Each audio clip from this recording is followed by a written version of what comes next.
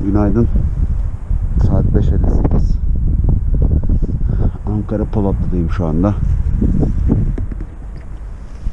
Turun ikinci gününe başlıyorum. Erken yatıp erken kalkıyorum. Gün olduğu gibi. Şimdi bugünkü planım öncelikle sabah tahminimden daha soğuk. Ağustos ayı olmasına rağmen içinde içlik getirmiştim, yani kolay içlik getirmiştim ama yani ne kadar idare edecek emin değilim.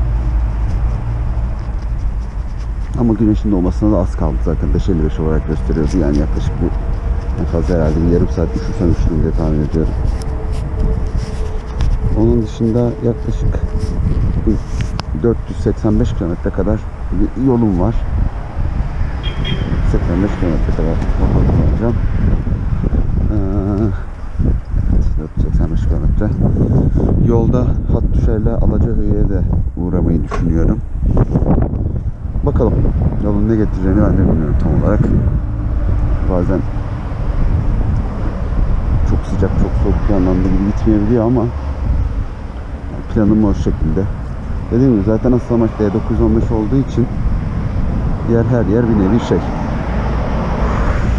Hani yol üstündeyken görsem de olur tarzı yerler. Şimdi buradan yola çıkıyoruz. Yaklaşık 50 kilometre kadar da bir akaryakıt alacağım. Bakalım. Bugün de iyi seyirler dilerim.